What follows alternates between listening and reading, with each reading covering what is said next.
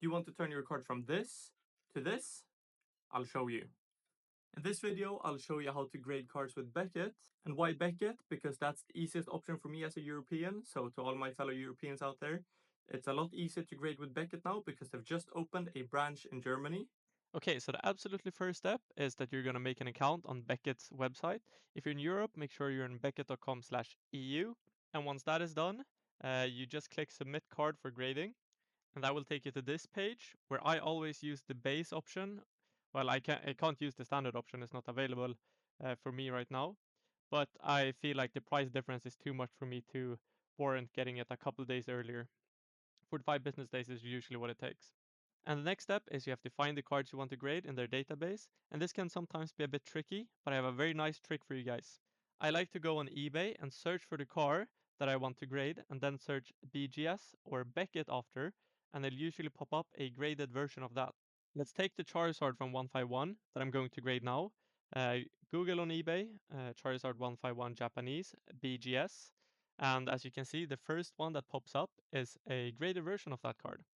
And then it's just a matter of clicking the listing and zoom in, and you'll find exactly what Beckett has in their database for that specific card. So you just write this over in the search bar and you'll find it. And here you can see I found the card I was looking for, but you have to make sure you choose the correct language because many cards come in different languages. For example, here I need the Japanese one, so I see it says Japanese here, and not the Indonesian or the English version. And then you have to declare the value of the card. And from my understanding, it's the value you think the card will be worth after it's graded, meaning what grade you think it will get and equivalent value. So I think my card will get a 9.5 or a 10. So I'll look for that on eBay. This is of course Swedish prices, so this will be 290 euros. And I'll just put that in the box. And if you're grading the card for the first time, you don't have to worry about any of these options. It's just different like relabel the card or oversized card, or you want to try and regrade the card. Then you just click continue, and I'm gonna blur all these out, but then you just write in your details and choose the return shipping method, as you can see, and you'll see the price on the right hand side also. And then just double check that all the cards are correct and proceed to checkout. Also make sure your return address is correct so they send the cards back to you and not someone else. And after you've paid, you'll come to this lovely site where it shows you the address you have to send the cards to. For me, it's in Germany, of course, because I'm sending it to the German branch. Sadly, they don't have any integrations to help you with finding shipping, but I usually use UPS and just fill in it manually on the UPS website.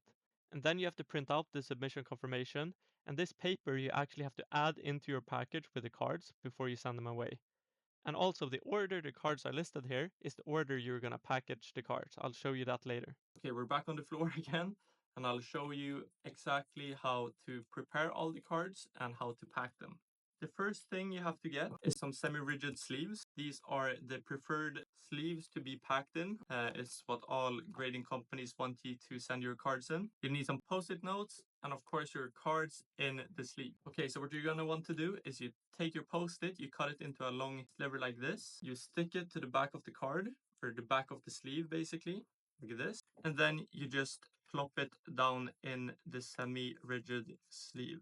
This is a bit hard because I have accidentally bought some very small semi-rigid, and this is basically so the grader can easily just pull up the cards. Okay, boom, all done. They all have individual sleeves, and then of course the semi-rigid sleeve on. Before you start packing your cards, you have to make sure they're in the correct order when they come out of the package as the packing slip you get. For mine, as you'll see here, Charizard is number 1, so that's going to be the first card that comes out for the grader.